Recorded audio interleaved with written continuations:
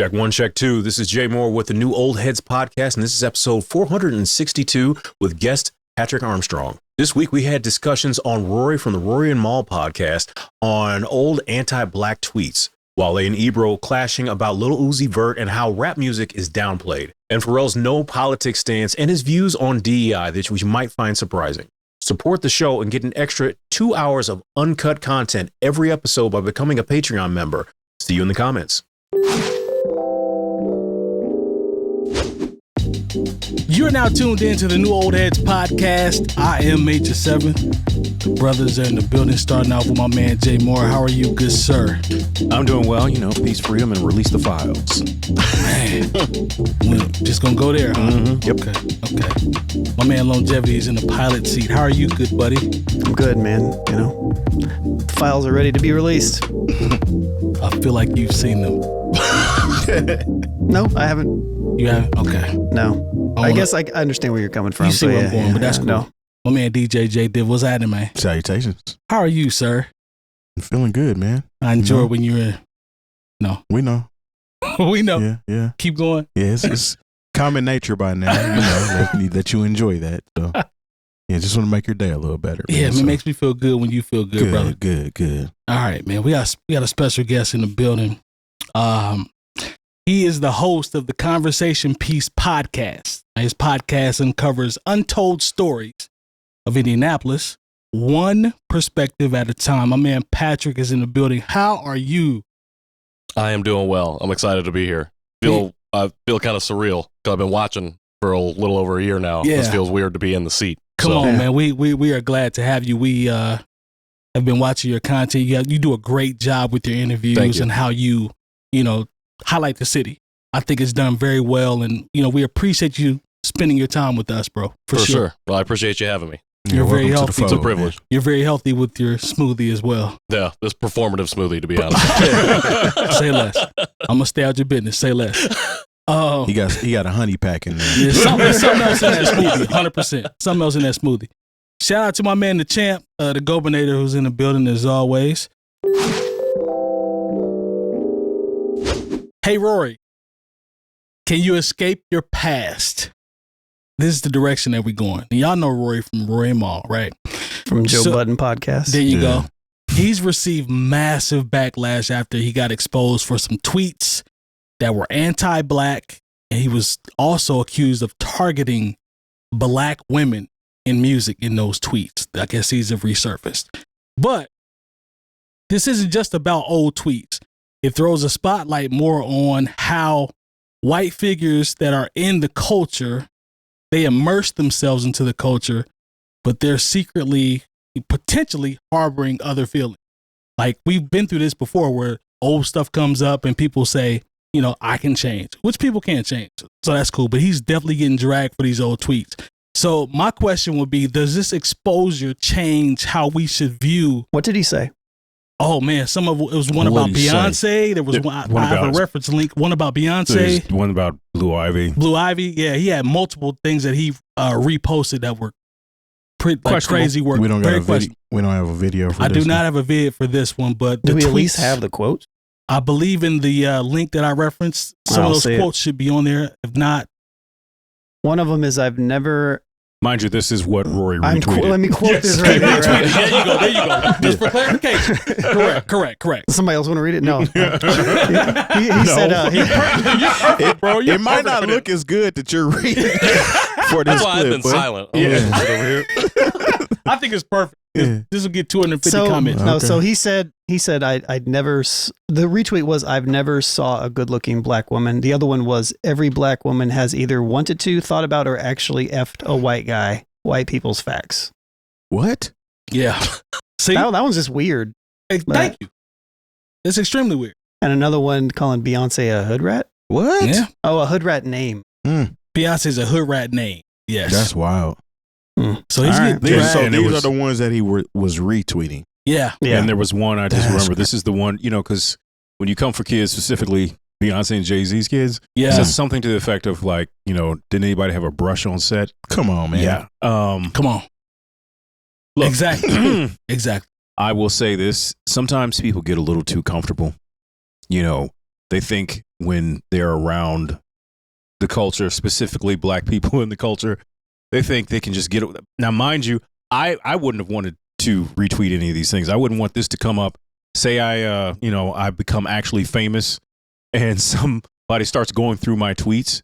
I wouldn't want any of this on me because I don't think it makes it any better or less egregious that if it was retweeted or just, authored by somebody that was black. I think, whoever wrote the tweets initially is also in the wrong, but I think this is what happens sometimes. We see this on kind of a regular basis where, sometimes people, they think, okay, well, it's okay because, I produce this song or I'm around these people. They know my heart, if you will, and the thing is, it's like, no, when you put things on social media, you're putting out people who don't know you at all.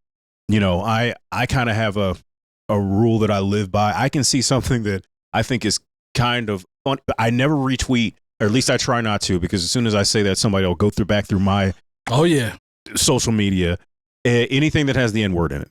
Yeah. The same way I don't say the N-word on the show, the same way I don't say the N-word on stage. I try to be consistent with that, throughout, whatever it is I'm doing. I curse a lot on stage, but to me, I gotta have something. Y'all gotta let me have something. Tell chicks to take it in the A. Well, hey, wow, that's damn. Wow. Why we gotta do that, brother? They don't know the context of that. Cover your ears, Gobo. Maybe we'll have to insert that. But yeah. But I'm just saying, crazy there's a certain level of comfortability. I remember there was this DJ who worked with Ghostface Killer at a certain time, and I remember there was this whole thing where like they took him to task for him using the N-word, and he was like, "Well, no, people know me at this, that, and the third," and I was like, "Yeah, but I look at it like this." If you wouldn't say these things in front of black people you don't know, then don't say them at all. Yep. I think, as a black person, I don't say, I could be in a room with just black people. I don't say the N-word in front of black people I don't know. So I don't want anybody to get that comfortable with saying things about black women or black children, and they think, okay, well, no, you got to understand who I am and what I've contributed to the culture. No, it doesn't work like that. Nah. And so there's a good chance this isn't who Rory is. But at the same time, since we don't all know Rory personally, and the way he tried to backpedal and talk about this, probably that's the problem there. That was the problem when he got on. He actually didn't backpedal. What is it? Spaces? Or it was one of those platforms that was big during the pandemic that we don't use anymore. And that's what made it even worse. Because I'm like, it's easy to say, you know what, I was wrong for that. I got comfortable and I apologize. Instead, you were trying to cop please, and that just wasn't the play. So my question is, does this exposure of Rory, does that make you question the authenticity of white figures who are in the culture who are listed as tastemakers? Does it make you think twice about certain things that are said? I mean, the issue with what he did is that it's such a blanket statement. It's not like, so when you talk about, not even just women, but people in particular, you can question somebody's appearance without being, racist. Racial, and what's the other word I'm looking for? Prejudice, maybe. I don't know. Having those racial undertones in what you say. That type stuff. But I think my issue with Rory was when he had the opportunity, and I've actually even said this, that people should get ahead of tweets and things that they've put out online before it comes out to play. Because okay, you can grow. We can grow up, and my whole idea is if somebody doesn't bring it to the table before it's brought to the table, just be like, hey, look, this is what happened at one point in time in my life, and I just want to clear the air on this. This is not who I am. Maybe I was a kid. Maybe I was just on some bullshit then, but that's not me. When you start the apologetic or the apology tour, to me, it's not sincere anyway. I think my thing with him is, even when he had a chance to make it right, he was standing on business on these particular tweets. And Justin Hunt actually brought up a good point. I watched his bit on this. Rory is part of the he's a new Kappa Alpha Psi fraternity. That's why when I heard Mark Lamont Hill talk about this, he did refer to him as brother Rory. Yeah, he is part of, because Mark Lamont Hill is also a member of Kappa Alpha Psi. Yeah, he's part of the Incorporated. Divine Nine. So he should know better. Somebody that's you know what I'm saying, pledged a black fraternity than to take these types of stances. As far as That's about being a little too comfortable. Yeah. Like you've been so immersed in what is considered to be black culture that maybe you got a little bit too comfortable and thought it was all good. Took it for granted. Yeah, there's certain things that just it doesn't. Man, I'm gonna be 100 with you. It don't sound right when certain black people say shit like that. That's what I was going to say. Like, when you say it, then it really looks silly. At the end of the day, if you have done something like that, just be accountable. I agree. Like, you got to get out ahead of it, I think. If it's not just being like, oh, I know that I did this in the past, let me delete it, even though there's the way back and whatever, and people can still bring that up. Yeah. You at least like took the steps to get rid of it because you're like, that was wrong. And then when it comes up, you can be accountable to that. I think if you're going to double down and be like defending yourself for stuff that you didn't even write, but you reposted, that's the thing. I feel like, to me, I get how you can become comfortable around and you can slip up in that way, I guess. But it's still like, if you see that, why would you even think to just repost it? Like, if you're going to harbor that kind of feeling anyways, just laugh in your head. And but I guess it's like he's kind of just outed himself a little bit. Let me ask you, having that internalized racism. Let me ask you this. How does this or this incident that we're discussing make you look at him moving forward? Does anything change? Does anything move around, or is it just a slip up and, you know, we give him grace and keep it moving? I mean, I'm always for extending people grace. I think the fact that he has chosen to stand on what he's done before is like 2 strikes already. So if you even have a third, or if the third is even being handed out to begin with, which I don't necessarily know that I would give out. I mean, you're on thin ice, at the very least. Let me interject real quick, because in this article that you have in here, it says, and quote from Rory, "This clip may be new to you, but it's actually almost 10 years old," he explained. "All I can do is take ownership of having quoted these words in this way and obviously say that I'm sorry, which I am in fact sorry about this." Okay. Well, so I don't know where this lies in the series of other statements that he has made, but it seems like he has. Yeah. To his defense. I think maybe it's because I'm hearing about that basically now, but I've seen when he was in Spaces trying to stand on business on what he did. So that's why, you know, that's the part that I haven't seen. Yeah. So I think we're kind of like piecing this together almost in real time. Because he was definitely standing on business against, but but this is, I don't know. I hate to use the word teaching moment because I think that's been overused, but I think this is, in a way, it is a teaching moment. Like, you can't, you know, you can be of the culture and not think and not get so immersed in it that you think a certain level of disrespect is going to be understood automatically by people who don't know you. Yeah. Like, you know, there are just things that I know I've said on the show, but like I would say that in front of people, you know, like when I said, what is it about third world whites? I know people that love that line. You know, but if you know, even honest. when I say it, like in the context of what I've said, I could explain it away, and like I feel like people would be like, "Oh, okay, I get it." That in that context, it is funny. Now, there's somebody who might have heard it and said, "Well, why he's got to talk about these the whites from these war-torn countries being good at sports?" You know, like that's just. There are some people who are just going to be offended, you know, but at the same time, like, this is blankly across the board. The things that he retweeted are offensive. You can't explain, you know, these things away. But once again, Rory is the public figure. We're not holding the person who initially even wrote these things accountable for their, you know, cruelty and perhaps internalized racism, you know, because we don't care about them. Who are they?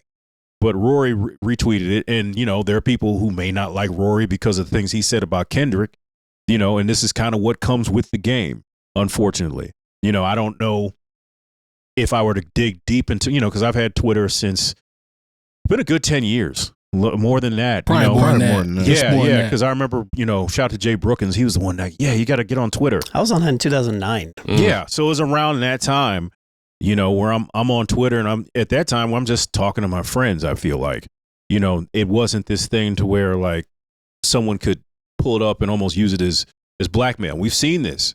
And these tweets and these retweets weren't like they were the RTs. That's how old old it was. So I mean, he very possibly is a different person now than he was then. And we've seen this. We talked about this about a month ago with Tyler the Creator, with some of the things that he had posted online. I remember at one point Kevin Hart was going to host the Oscars. Somebody brought up some things that he said 10 years ago when he probably only thought he was talking to his friends, and look, voila, he's not hosting the Oscars because he said some, sort of things that could be considered homophobic. So I don't know. Everyone who's on social media going forward, you never know who you're going to be in 10 years. Yep. So you have to think about those things, and you're not just talking to the 20 or so people who you think follow you and think that, you might have a humorous take on whatever the events of the day are. You're going to, you could be, I don't know, you could be Drewski or whoever is really big right now in 10 years, and then they're going to drag you over these things you might have said when you just thought you were being funny to the 20 or so followers you had. Hey, Long, jump in and put a bow on this one. Have we covered it, or did we miss anything? I don't even know what the question is. You going to treat me the same as you treat everybody else, or are you going to be a little prejudiced over there? As it relates to the Caucasian tastemakers. Sure. Right? Which is me. Yeah, you're a good one. Damn, he's one of the good ones. Is that sound bad? One of the good ones? Yeah. I mean, my man is really good at what he great. does. So he's great at what he does. Imagine if I said, Mike's one of the good ones. Yeah.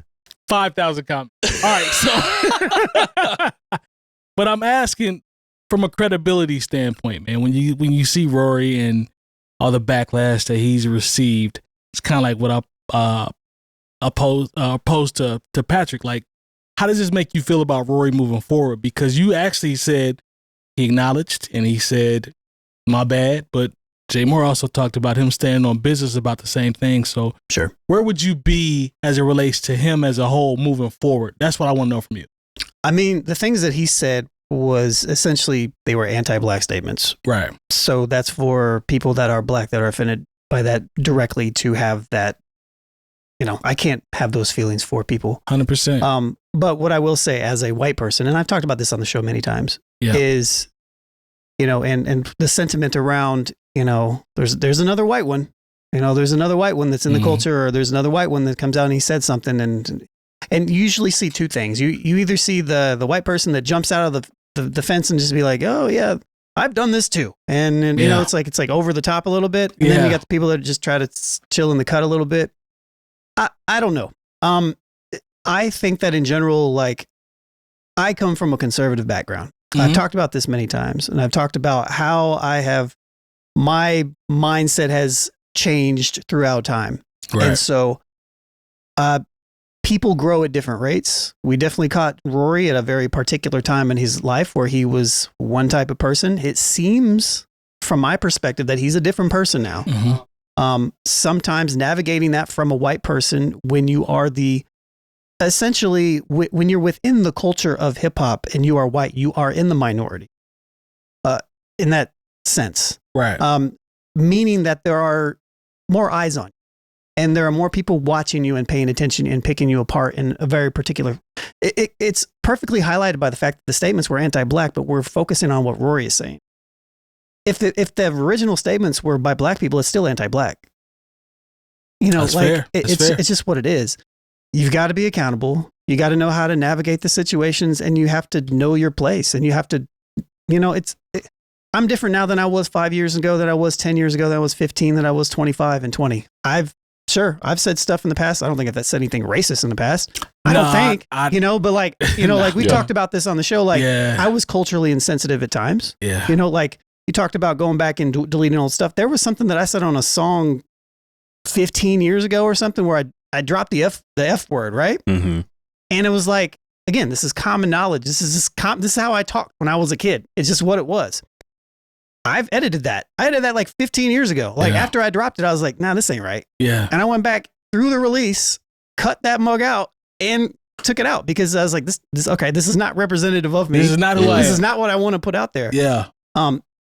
Accountability is important, but accountability is also tough in general. Yeah. And so, you know, I can give Rory a little bit of grace, but I also don't follow Rory, and it's not really my place to give him grace necessarily. I think that's the point, and we can end it here, but I think that's a point where you made a good point about not really following him enough to be, I guess, that engaged with it. I guess it's more of a to me, it's more of a surface thing because I watch them here and there, but I don't follow them. Yeah, but that doesn't excuse it though. No, it doesn't. No, it doesn't excuse it. But I'm just saying in terms of, I guess, my anger towards it or whatever. Because for me, some of this stuff is like par for the course. We've seen this before from other people. Sure, maybe they're not, media personalities, but rappers or whomever. I've seen this before. So I think it's just it from my perspective, it's frustrating every single time that I see another white person that's similar in the spaces that I am that does something like this. And I'm not going to sit here and say that like, oh, I'm the one.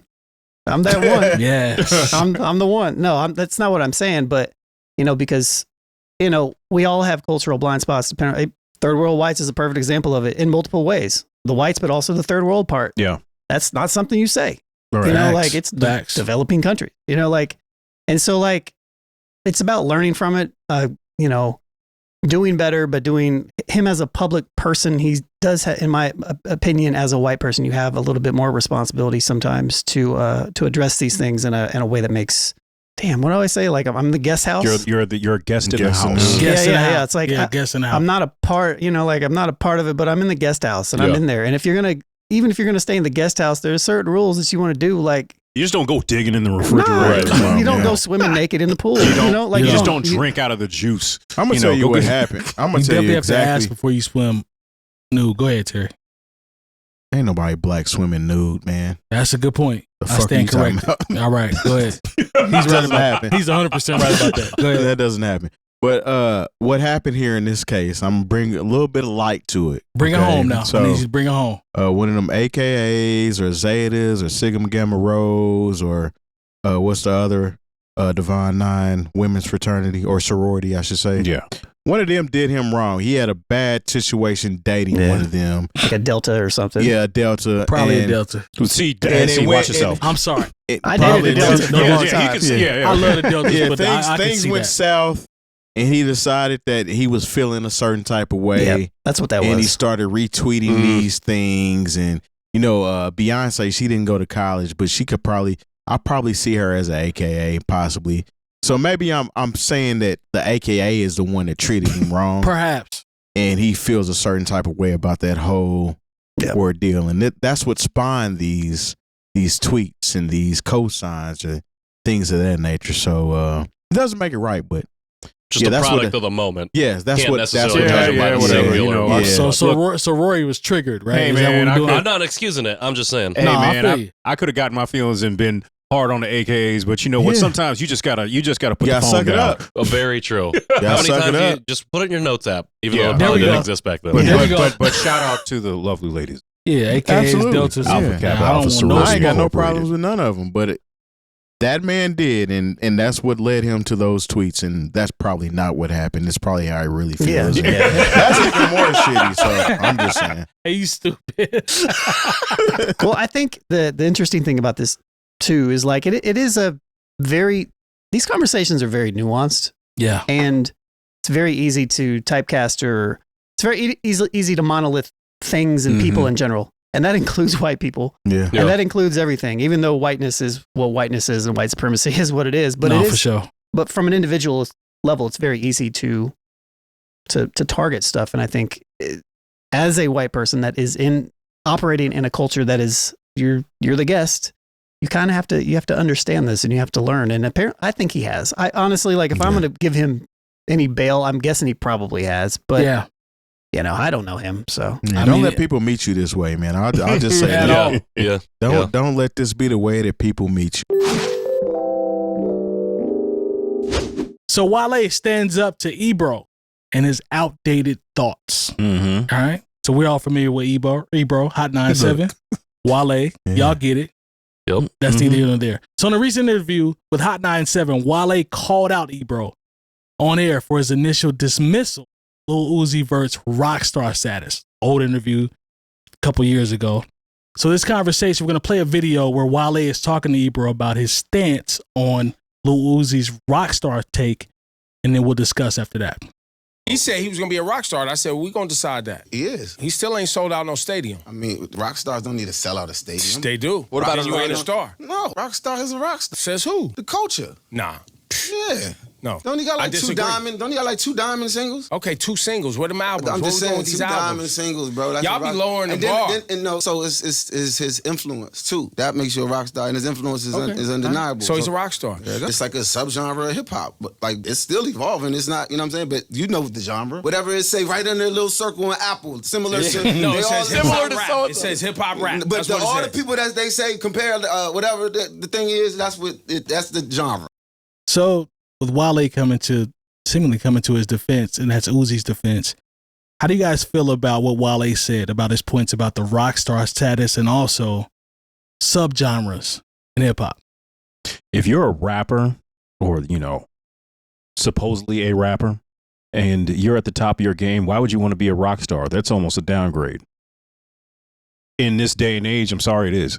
There are, unless you're talking about you're like the Rolling Stones or the Beatles, or maybe you're taking it to the 80s and you're Guns N' Roses and Warrant and whoever. But like, if you are at the top of your game as a rapper, you should. There are people who do rock that would love to be rap stars because they're the one. Rappers are the ones in the large spaces right now. You can take whatever you want from the fact that, like, okay, there's not a chart dominance, but there's still a cultural dominance that is undeniable. So I always thought that was a cop out I never liked when rappers say, "Oh yeah, we rock star status." I was like, why would you want to be rock star status? And when hip hop status has got you in a Bentley, got you in off the beach in Santorini, Greece, and you getting it like, for real.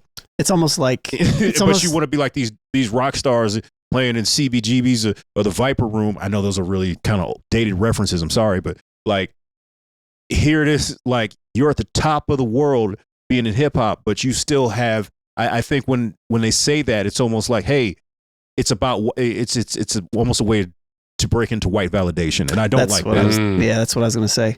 It's because of the historic nature of what rock. It's like, meant. rock is this because this is I'm on the same level as these white people who have been at the top of their game. But if you're talking about what's going on right now,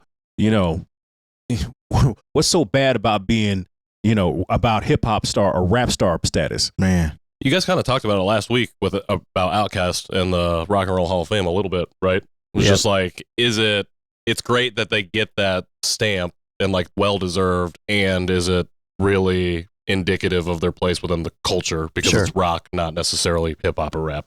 Yeah. I think I took that. Yeah, essentially. Yeah. I don't know. Big X the Plug recently said something too about he doesn't want to be just looked at as like an artist or like a rapper. He wants to be like a well-rounded artist and all this stuff. But it was, in the sense, it was kind of like downplaying just being a good rapper or whatever that is too. So that kind of goes into what you're saying, Jay, as well. Yeah, I felt a certain type of way about that talk in general for a long time now. Like, you're using the vehicle of hip hop and rap to get on, and then you want to be classified as this rock star or something else. Or remember the phrase, "I'm not a rapper." Yeah. You know what I'm saying? But you're rapping. So you're a rapper. So I kind of see it. I understand what Wale is saying. If this man decides that he's rock star status, then let him be rock star status. But in the same token, don't shit on the culture that you're really a part of. You are part of hip hop. You are part of rap. You are part of that culture. Stop trying to be something that you're not. Like, if you want to identify with it musically, if you want to touch on certain genres, things of that nature, that's different. What's his name? Run DMC used to say that they were the king of rock, but you still knew that they didn't mean the king of rock like that. They did a song with Aerosmith, but it was always rap. It was always hip hop based. It wasn't I'm the king of rock like that. They weren't trying to be Aerosmith. They weren't trying to be Metallica. They were trying to be them. Oh, what about this though? Because one of his biggest records is like a Jersey club record, right? Yeah. Yeah. Had nothing to do with rock. Yeah. But it has nothing. Is Jersey club really hip hop either though? You know what I mean? Look, like he's I mean, he's not really rapping. Yeah. Jersey Club is could be considered hip hop because I mean there's no pop connotations there. It was kind of derived from hip hop. It's one of those. All right, so like even the Wasn't it it was from Baltimore dance music, right? yeah. But I mean you could say it's black culture. you definitely can say it's black. You know what I culture. mean? But as opposed to like the popularized rock star status, which is that when people say rock star status, we're not talking about like the roots of rock and roll. We're talking about like what became famous. Right. In real talk, they should be saying pop star status and addressing Michael Jackson because he's the biggest star of all time. But like when we talk about, I don't understand why people always want to distance themselves once they get on, Right. Especially when you're a part of that culture. You came up, you were writing raps, you were, you know what I'm saying, you were doing your thing to be in the rap lane, and then when you get on, you switch it up. So I mean, I understand what Ebro is saying, and I understand what Wale is saying. But in the same token, I've never stood or understood why people don't want to be classified as a rap artist. I mean, we've seen this before. I mean, taking it back to the 90s when MC Hammer came out and sold all those records, when it was time to do, Too Legit to Quit, he only wanted to be known as Hammer because he saw himself as an entertainer and he was more than rap. But then when, that album didn't recoup and it was time to go back and be the Funky Headhunter, he wanted to be MC Hammer again. Yeah. And that's, people, if there's, we've talked about Hammer 2 weeks in a row. It's kind of crazy. But these are the things that kind of like, these are the mistakes people should have learned from. But of course, like everybody lives so much in the now that, they didn't see it. Once you get on, don't distance yourself from the genre that put you on, essentially. Mm-hmm. I think also too, being a rapper in general, you can feel certain eyes on you as being less than. Mm-hmm. I think that's and when I talk about the I'm whiteness. talking about this from experience. Yeah. Like you can tell, like when you have conversations with people and you tell them what you do or the thing that you're doing, there's like levels deep of the just kind of like society bashing you on the head, like you're not. Why are you doing that? Or it's like, and even from a genre standpoint, it's looked at like as the lowest form of like art, right, and music. Why is that? Because it's dominated by black people. Let's just be real. Yeah, but I also think it's probably to like, if I'm going to throw any bones or throw anything into this argument, right? The white devil's advocate here. If I'm going to do that, I would say popularized music and a lot of the popular rap music, if you will, has become extremely simplistic and extremely basic. I agree. And so it even makes it a more easy target on top of it as well. Like, so like if it was already an easy target, now it's even an easier target to, have to defend, I guess, if you will. And if you're somebody who's like, well, I want to be respected, I can see how somebody can look at this and be like, well, this is the respectable path for me where people will look at me with respect if I'm this as opposed to just this over here. So Uzi's most popular song has the least amount of words than everything he's ever put out. Yeah. So that's the I Wanna Rock Right Now song? Yeah. Which isn't even hip hop. He does his dance. I mean, Lil Nas X's biggest record is a country record, kind of, right? Yeah. No, not even close. Yeah, it's the biggest record. People will still put him in that category. In the category. That's facts. That's facts. Yeah, man. I don't know. So back to this whole thing. I don't know, I do feel like Ebro's being a little old man here. Yeah, I can see the old man point, but yeah, it's why even argue about this? I don't know. Yeah, I mean, at the end of the day, he actually said later on in the interview, he's like, "Okay, so Uzi's a rock star. I was wrong. Clip it, cut it. All y'all use it for content. I was wrong. So kind of a half-assed, succession, if you will. But it was like, okay. He don't really feel like that. But if you watch the initial interview, how he grilled Uzi on the initial interview, I remember that. You can see that he really was trying to expose young fella for that he couldn't rap, or they threw a beat on, they argued about the type of beats. 100%, because they threw. It's like, don't allow him. Was he the one? Uzi was like, I'm a rock star, I don't rap over beats like that. That old hip hop. Was that him shit. or Kodak?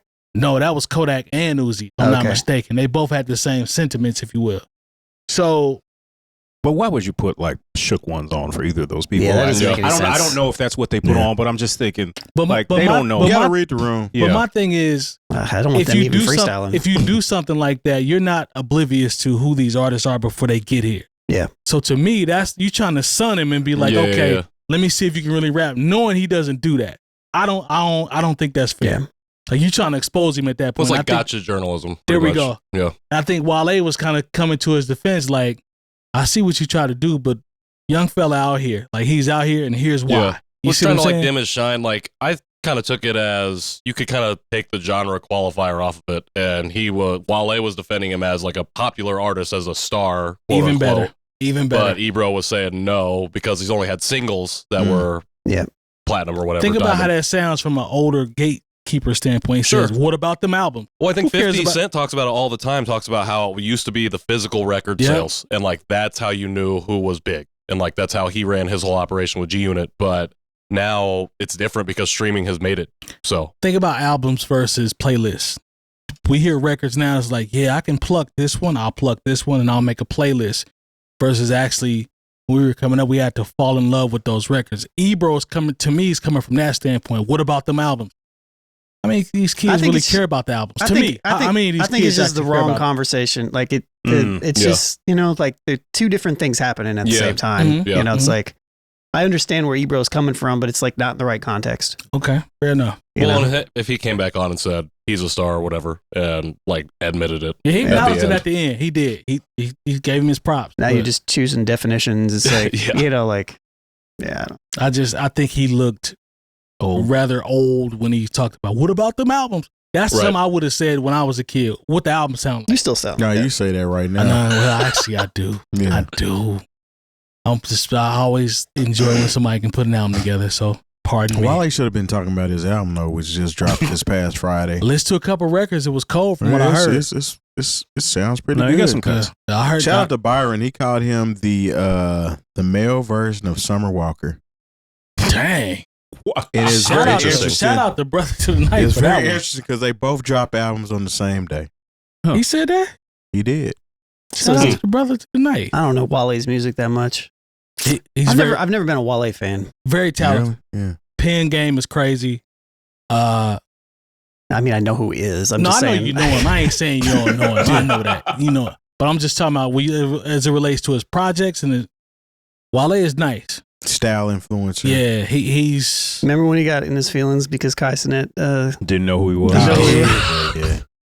Kai Cenat is one of the biggest, whatever you want to call it, in the world. So his ego was hurt when he said that. Hey, shout out to him too for putting on Tierra Thomas, which has been. I was gonna mention that too. Making a tear in the music business. Like she ain't out here as a solo artist. Yeah. But as a writer, she's been killing it. Yeah, a lot of stuff for her. Yeah. It's just crazy. She got Grammys. Yeah, shout out to her. I remember. I wish I still had this poster where it was. She was at Jazz Kitchen. The Jazz Kitchen, was like Tierra Thomas, hosted by Jay Moore, and I was like, I wish I had that. They got it in the academics in the bathroom. Oh, yeah, it's in our bathroom. Yeah. It's what's funny about that? We almost got. She was almost on Tony Sticks and I's album. Yeah, that's crazy. She was going to be on. I think shouts to Alpha. I think Alpha was on that record. So I produced it, and then Tony rapped on it. Alpha was on it. Or he goes by his actual, the gentleman Alphonse. I don't know anymore, but and it was gonna be Tierra Thomas, but she happened to be like in Cali or something at the time. And so we were just moving through it. So I ended up putting a verse on it, but put some respect to my man Lone. She was almost on the project. Alone, but in them crates. Never met her. Stop playing. No, I've never met her. But she seems cool. So super talented. This is right around the time. I think it was like right before Bad dropped with Wale, which was that record. Yeah, that was the one that like pushed her over, and it was like, oh, she's going to be the one from Indianapolis that. Yeah. You are now listening to the New Old Heads podcast. Our official 1-hour episode is released every Saturday at noon Eastern, but we share the exclusive uncut 2-hour episode to our Patreon members early every Wednesday. The show is brought to you by Coleman Dental, Indie CD and Vinyl, and Bringing Down the Band, and most importantly, you. Support the show directly by becoming a member at patreon.com/newoldheads, where we embrace the new, respect the old, and remain ahead. The super producer Pharrell is facing a lot of heat after explaining his hatred for politics comment at a recent event, reigniting his debate over whether entertainers should have a responsibility to speak about politics. Now, whether it's Pharrell or Taylor Swift, people are always looking to their favorite artists, the people that they listen to every day, for guidance or at least a signal or, something they can look forward to on major events. But hip hop, in particular, was born out of social and political unrest. So we had groups like Public Enemy, the Arrested Development, X-Clan, however you want to go about it. Like we know what that was. But here's a clip of Pharrell actually speaking about his thoughts on DEI. So we'll watch this, and then I got a couple questions we can pose. The ambition of the best. That's the reason why you should support these businesses. Yes, they happen to be black and brown, but it should be based on the thesis that we're the best, not because we are a total shade of a skin color. That's a point of view that I have now that I'm resting on, and if diversity, equity, and inclusion ever comes back in style, cool. But in the meantime, I want to focus on being the best because I can bank on that. And that's what I want the Black Ambition founders and their companies to bank on. Bank on being the best, because that's what's going to get you the position. I don't want you to give me anything. I want you to panic and not let me out the room because I'm the best. It's easy to say that when you're the best. Go ahead, That's a great point, bro. I'm just saying. No, so I think that's the way I wanted to introduce it. That's how maybe we should have introduced it. No. Yeah, go ahead. No, I mean, and this is what you can say when you're already at the top. Mm-hmm. Okay. Whether it be DEI or affirmative action, or what was the other 3-letter acronym they were afraid of? I don't remember. It was the one where they were afraid their kids were going to be taught it. And it's something that they wouldn't be taught until they were in law school. Oh God! I think of it. CRT. CRT. Gotcha. So they find new reasons to say, hey, why should we care about this? You got to understand these things are in place because you can be black, or you can be a woman, or you can be Asian, you can be Hispanic, and be the best and still be looked over. Honestly, DEI or CRT or affirmative action, these aren't black people's problems. These are white people's problems, because you would rather work within the construct of an inefficient construct of racism. And, you'd rather put on, your idiot cousins instead of the black dude who graduated at the top of his class. And the only reason you wouldn't put him in position to help your company or help your law firm or whatever is because he's black. These things are put into place because you're not better. Yes. It's not about black people not being good enough or not being better. This is about having to overcome institutional biases. It's also the ignorance of people thinking that DEI only stands for those minorities. We talked about it last week. Yep. Yeah, Come on. That's not what it stands for. That's surface level DEI. And for Pharrell to be saying this, like, again, he's the best at what he does. He's one of the greatest producers ever to do it. He can be considered a DEI hire outside of hip hop. You would not have that job with Louis Vuitton if you weren't the best at what you did inside of hip hop. You would have never had ice cream, sneakers, and Billionaire Boys Club if it wasn't for what you did inside of hip hop. So essentially, you're a DEI hire. You're just rich. You know what I'm saying? If we want to talk about equity and inclusion, they're including you because of your influence on the culture. It's not necessarily that you went to school and learned how to be a marketing genius for clothing attire and things of that nature. Your image itself is what's drawing people in. It's almost nepotism in a way. Exactly. As I was about to say, you can't be upset at a situation or structure that is helping other people out. Again, in this you can. You can, but it's still stupid because Sure. I always hate that people bring this up because they always use, again, I'm gonna use the same thing I did last week. Black women have the highest education rate in the country. And when these black women are getting these jobs, they're calling them DEI hires. True. When they have literally been schooled and are smart, they always try to downplay the education that these black women have and say that they are DEI hires when they're smarter than all these motherfuckers. I mean, at the end of the day, that's what it is. Just because she's black and she's a woman, you can't call her a DEI hire. Like, if you actually look at the definition of what DEI is for and the people who have benefited from it, that's not the image that you would put in it in the dictionary. Would not be her. It's a political aim and you know what I'm saying? It's a narrative they're trying to spin, and that's just not what it is. I think the connotation is the thing that I have a problem with, because you can be a DEI hire and still be exactly be qualified to do that. It's just, it makes the playing field a little bit more even. Yeah. Right. I think that's the problem for most people. Is like, Yeah. I try for people who seem to have such a problem with certain things, I try to equate it to sports. You know, because everyone can understand, because sports is supposed to be a meritocracy. We see some flaws even in that. But, you know, when you think about when Jackie Robinson broke into the major leagues, he had, could you call him a DEI hire? Sure. But he had to still have the talent to be there. Yep. And part of the problem, the perceived problem by the people who are against DEI is like, well, it's sort of like if there are 10 jobs and 9 white guys get a job and 1 black person gets a job, and they're like, oh, at affirmative action. You don't think of those 9 white guys who got a job as taking your job. Come on. The black guy got your job. Yeah. And that's where you have to think about the internal biases that you have. You have to think about, you have to think about, why is it that you automatically went to thinking out of those 10 jobs, the 1 black guy gets a job? Why do you think he took your job? It could have been white guy number 5 who took your job. Yeah. But you can't think of it like that.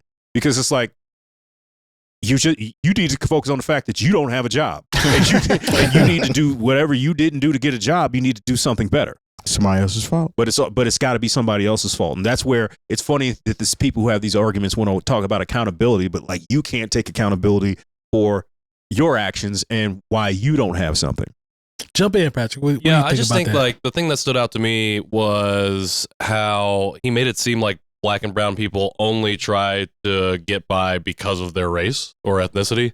And I feel like you're saying, you know, it's easy to say that once you're at the table, quote unquote, but like the whole point of being at the table is that you have now the position and privilege to do something with it. And those kind of comments are doing the opposite of what you should be doing. Yes. And so I think the implication that black and brown people are already not working their hardest to try and get to whatever level that they want to get to is, I think, like that internalized white supremacy mindset.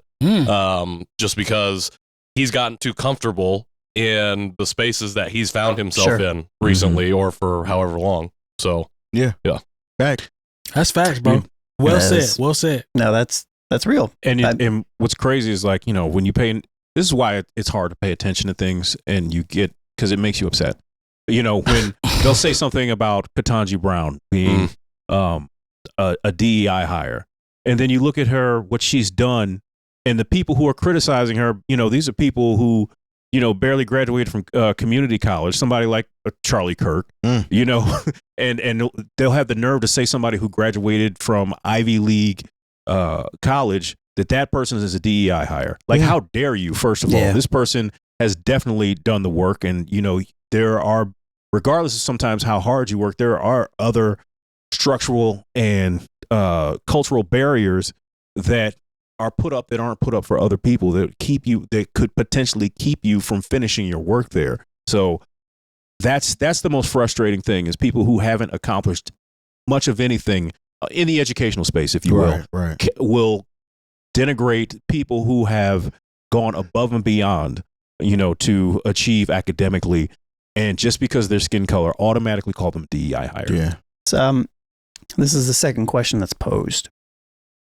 If we can't listen to entertainers or politicians, where should we look for legit information? I think this question is hilarious. Wow. Where? Yeah, Where? if we can't listen to it, entertainers and politicians, where should we listen? Yeah, where? Podcast. Because here's my thing. You complain about both. The entertainers don't know shit, but neither do the politicians. So Sure. Where? Like, Well, there was a class that we all had in high school. It was called government. They kind of taught you the different branches.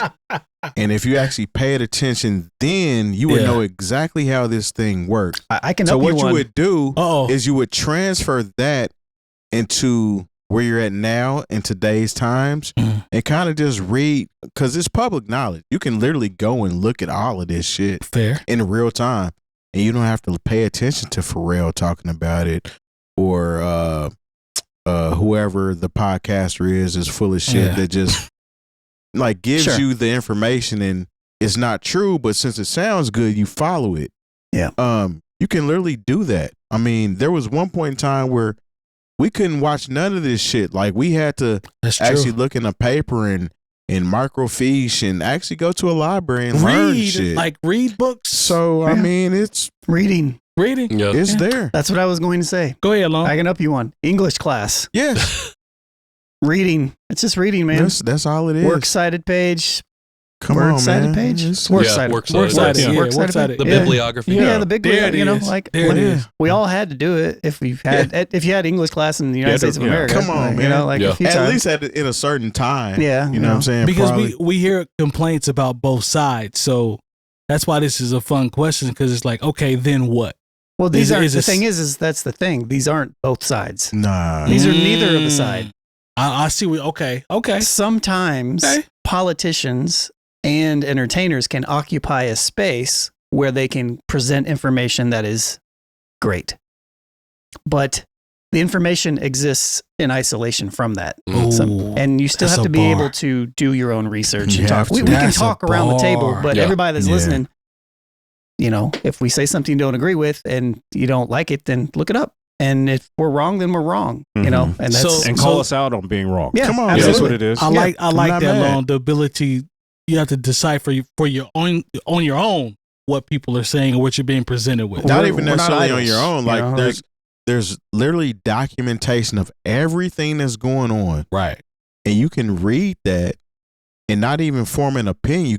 You can form a fact because it's right there in front of you. It's not an opinion. Yep. You know what I'm saying? That's So fair. like, That's fair. and that's the problem with people. They gravitate to what satisfies their World personal agenda. So they're gonna believe everything. Like, there's somebody I used to work with. He's an older dude, and he's a Republican, but he stands on this mountain that his mom was Hispanic, but he's very pro Trump, very pro Trump. So any meme that comes across his timeline that he believes in, he shares it. Yeah. And I always give him the laughing emoji and share with him the fact about it. The And leave it at that. Okay. I'm not argumentative about it. I see the bullshit and I'm like, that's funny, but here's the actual fact. And then sometime I might include, you might want to actually look into this before you start sharing this You shit. put the Because community you really note trying on to the- piss somebody off when you're you say 60 that. some odd years old. You shouldn't be this gullible. You too damn old to that not is know what's going feeding on. your personal agenda for what you want to believe in, and then be like, well, my mom's Hispanic, so no, that's not how this shit works. I have a black Yeah. friend. That part. shit. That one. Jump in, Patrick. What are your thoughts? Well, I was just gonna say, like, our phones make it so easy to just fall down Yeah, our yeah. own echo chamber. Sure. But books, you can't do that. And the best piece of advice I ever got when I started to explore my own identity was to go into the works cited once I finished a book and read every book that's listed and cited in there. And It's if like there's a digging in way, the crates. exactly. Yeah. If you want to learn about a Yes. subject, that's how you kind of get in and doing it. And I think the other way is get out of your house and get into your community. Yes. Ooh. Especially from a local politics perspective, if you want to know what's actually happening, you got to go outside. Yeah, you have to. Because it's easy to sit on Facebook or the neighbor app or Ring and be like, "Oh shit, Yeah. things are horrible." Well, you Um, said something right there. Man, It's he true. said Well, something no, right I mean, there. just think about how initially when what's his name, Mark Sanchez was, he went through his thing. Like they were talking about, let's bring the National Guard in. Come on, professional football quarterback can't even be safe, and they tried to make it seem like downtown Indianapolis was Gotham City before Batman showed up. Yep. And then the facts came out and it was like, couldn't delete it fast enough. And didn't walk it back. Some people didn't delete it. Yeah, they left it up there. Beckwith, I'm sure. Yeah, we see that, but we see that a lot of that now in general. Like people are just they lean. It doesn't really. Here's an example. I've noticed a lot of like people that are trying to create entertainment accounts. This goes to Mike's point about can you trust the entertainment? Well, what does that even mean anymore? You know what I mean? There was this verified Threads account that's sharing sports knowledge, and it was like, some coach fired, big bold letters. Jason Kidd fired, big bold letters. Jason Kidd wasn't fired. And in the comments, people were like, this is not a real thing. He's like, oh yeah, but one of them is. Delete the thing. Like, what are we doing? Right. And so it's kind of the Wild West in a way. You can easily get verified now too, which is crazy. Yeah, like reading. I see the common person on my timeline with a blue badge for verification. Yeah. Like, why are you verified? Like, why are you paying for that? Yep. It's just stupid. Once Twitter went away from like the verification method that they had, and you got to pay for it, it's like, all right, it's a wrap. It's crazy. It's crazy that we are in an era to Terry's point about the verification that so many people get verified so easy that we have a genre of people that are like just a section. We'll do section of people that are uneducated and uninformed with huge platforms to spew a whole bunch of bullshit. And once you throw that into the algorithm, now it's the Wild Wild West because there's good stuff and then there's bullshit. And there's Do you see what I'm saying? Like, there's I think an approach like a practical solution to this, forward thinking, if you will, if you don't do this and you are looking for, let's say you are somebody who is generally looking for two entertainers and podcasters or whatever. You don't know who to look to for. My grandmother asked me something years ago. I was like, well, where do you get your news from? And I had to like break it down to her. I was like, well, I find people online that I trust and I vet them. Yeah. And then I generally follow the people that are generally trustworthy. And then when they say something, I listen to what they say. And then I check other things that are also going on to see if it's also inconsistent. If it's consistent with what they are saying. That sounds like a lot of work. And it is a lot of work. But it is a lot of work when to a generation that didn't grow up with the internet. Yeah. To a generation that is not very good at the internet, and they have meme knowledge, as we all talk about. Right. It's like, oh, this meme was made. Somebody made this. It had to be an important person. That means it must be a fact. There you go. It's not a real thing. You know what I mean? So, it's the same thing that Fox News has done to a lot of my family and white people, and a lot of people in a certain demographic. Yeah. Like I'm still waiting for the class action lawsuit. Maybe I'll start it. But that's tough. That's tough. There is that societal piece as well. It's like the way that you vet information is, you have to approach it in a very specific type of way, I think. So, Patrick, I'd like to ask you, being someone that has your own content, your own podcast, and what you do with your show. Yep. How do you look at that from a standpoint of the seriousness of what you release and from a morality standpoint about what you put out? Like, how do you look at it when you go into, taking people down your roads or your thought process? Is that important to you to make sure that everything is authentic? Because we're in an era where it's more about clicks, likes, and views versus authenticity. Yeah. Like authenticity. Ooh, that's a new one. Authenticity. Did I mess it up? Authenticity. I like that. That sounds like the name of a podcast. Yeah. Authenticity. I like it. We might use that. Yeah, the copyright. Go ahead, bro. Yeah, I mean, I like to think that I put a lot of time and energy and effort into researching the guests that's coming on. And so the people that I invite or want to come onto the show, I have a pre-existing knowledge of. And so I'm not having anybody come on that I'm not a debate show. I'm not here to bring on people whose views I strongly disagree with and debate them on that platform. Last year, actually, we started a series called The Open Door, which is where we invite anybody from the city to come in to talk for 15 minutes. We do for 1 hour, we get 3 people for 15 minutes, talk about whatever they want. And the very first one that we did, I had a lady fill the form out and come in, and she wanted to talk about homeschool and like her business that she was doing. And this was right around the time that a lot of stuff was coming out, like about property taxes being pulled away from schools and like funding and all of that, and like the attack on the public school system. And I was a little hesitant to have this person on. And then I was like, you know, the whole point of this was to have people, whoever. And so she came on and we had this conversation, and I could feel her, like, what she was talking about with her homeschool business was like definitely not what I agreed with. And I was trying to pull in, be like, oh, but you want to work with public schools, right? Like it's in tandem with, and I just didn't feel like the conversation was that great. And I did end up releasing the episode. I felt like it was not a good representation of what I want the show to be, but I also felt like I had a sponsor for this particular segment, and I felt like it was my due diligence to put this out for them because it was part of that agreement that we had. But even in that sense, like I try to go, like it is important to me to platform people that I really believe in, and the hope is what I'm trying to do is amplify the message and the work that they're already involved in. Like that's why I've had like Senator Andrea Hundley, I've had Andre Carson on the show. At the beginning of last year, we did a lot, or this past year, we did a lot of quote unquote emergency episodes on like immigration, on a lot of education related topics. And so like, I think I'm not a source necessarily for news. I would expect people to go dig into some of the stuff that people talk about. I also don't necessarily fact check on the show posts or before the release goes out. So I don't have disclaimers that go in unless something is clearly blatantly wrong. Now, I've started a new podcast where I actually do that, and I fact check myself. But at the end of the day, I'm pretty set on this is what this platform is meant to be. And there are plenty of other places for people to spout off out of pocket about whatever they want.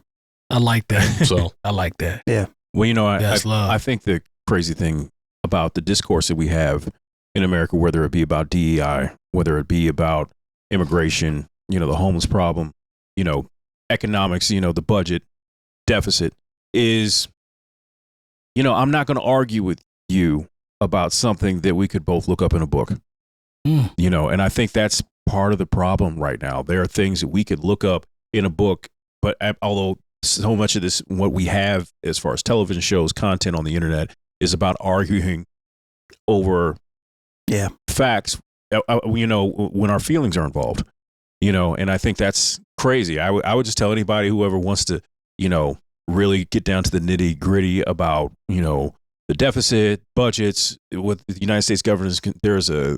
You can go to the Congressional Budget Office's website, you know, and so when people try to talk to you about, oh, these economic things and tariffs and this, that, and the third, there is a whole nonpartisan entity that has all the information that you would be able to enter into a debate with. Or if you just want to fact check what the people who you are supposed to trust are saying, you can go ahead and fact check them yourself. Yeah. Like if you're not interested in fact checking, you're just looking for validation of your opinions, fine, go ahead and be that. But at the same time, when someone, you know, I've said this on the show about so many different things, you know, if I can show you where, you know, 2 + 2 is 4. If you're willing to believe that 2 + 2 is 22, because you heard 4 was gay, then I can't really have a conversation with you. Yeah. You know, and that's where we are in this country. It is. I think something that and we can wrap it up, but something that stuck with me recently. Shouts to Curtis King. I remember we were toiling with if we were going to cover Kanye West or Drake or something. Yeah. No, it was Kanye West. And it was like, I was like, I just don't want to platform this person. Yeah. And Curtis it wasn't direct conversation to me. It was just something I heard him say. He just happened to talk about something that just happened to resonate with me at the time because we were obviously go through topics and stuff as well. And he's like, you know, sometimes you don't need to necessarily platform people. but sometimes you need to be the voice of reason.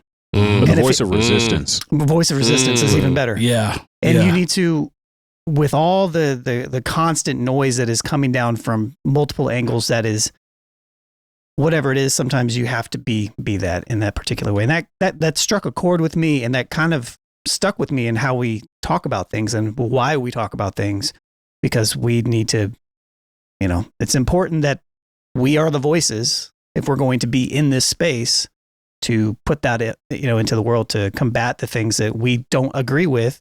Yeah. So that other people can also resonate with it as well and not feel like they're out by themselves and, Especially if you're in a digital time capsule, because we have to realize that at some point in time, right now, history is being written for the future. Right. So somebody's going to pick up books or whatever they use to get information at some point in time. And whatever is given to them, that's what they're going to believe. There's a lot of people trying to rewrite history. That's the whole reason that a lot of the things that have been done in this country are trying to be erased and hidden behind political agenda. But as long as they're able to get this information, the information that's actually legit, and see another point of view, then we don't have to worry about that. So yeah, that makes a whole lot of sense. No, Curtis was extremely passionate about, being able to put yourself out there for generations there's nothing wrong with an opposing opinion. So when people go back to look at certain things, okay, we hear this side, but these guys are talking about the opposite side. Yeah. There's nothing wrong with that. For sure. Right. And I remember, to Lone's point, I remember when he was talking about that, it made perfect sense. Like, we have to speak upon things that we may not agree with for the sake of conversation, but also education. For sure. So people can see both sides of. I think it comes with the responsibility. Yeah, the responsibility piece for sure. Definitely. Sure. Well, you got to blow up that noise. And I think I just was at a conference recently, and this is slightly related, but panelists said something that really stuck with me. It was don't speak about publicly something you haven't processed privately. Sure. And it was more about identity and whatnot. But I think about it in this case, we are so quick to just spout about the headline instead of taking the time to do a little bit of work, because it sounds like, oh my God, I got to read that book, or I got to even scroll this article. Yeah. I have to click to open up to see the full thing. Or compete with the algorithm. Exactly. But I think if we were just a little bit more patient, we took a little bit more time to know what we were talking about first. Yeah. It makes it a lot better when we hop on these mics and spout into the ether, because then it is going to positively impact somebody, hopefully, and be that voice of resistance for whatever bullshit's already out there. Absolutely. Yeah, that's real. That's real. Just like to Terry's point, talking about, who's writing the history, how it's going to be. We're coming up on Thanksgiving. I'm thinking about when, we'd had a little Thanksgiving program, and it'd be all about, some kids would have on the Indian feather, or the Native American feather. I'm sorry about that. But that's what they called it back then. Yeah. And then there'd be some kid they have on the big buckle hat and talking about how they sat down and had Thanksgiving dinner and peacefully. And it's and now as an adult, I was like, we were just all into the bullshit. Yeah. And these were school programs. So there's so much that you have to unlearn. Yeah. Yeah. It's wild when you think about it in retrospect. Yeah. It is, man. But Patrick, before we get out of here, I would love for you to talk about what you do, and then I want to make sure you give out all your social media information. This is your chance to just tell us about yourself, or tell the audience about yourself before we get out of here. So the floor is yours, sir.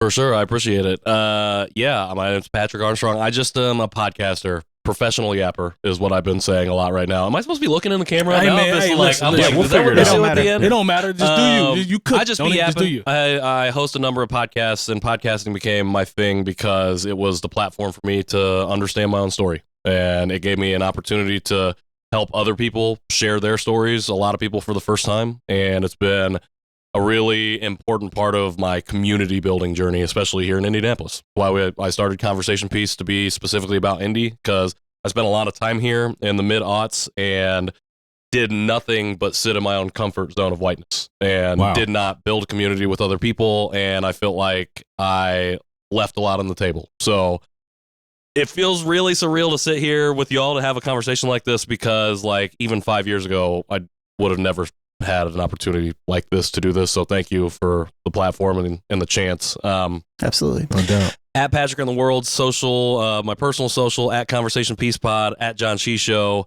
JANCHISHOW. Conversationpeacepod.com. I'm hosting the podcast live once a month. If this is coming out before December 12th is our next live show. Still got some tickets left with my homie Anthony Murdoch II. If you're familiar with his work, big here in the city. But yeah, that's me. I love it, man. I love it.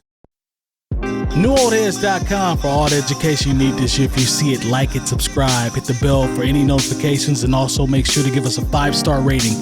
Don't forget to check out our Patreon page where you can get our unedited exclusive episodes, the full episode. We appreciate the support, and we'll see y'all next week. Peace. Yeah, in a minute. Oink, oink.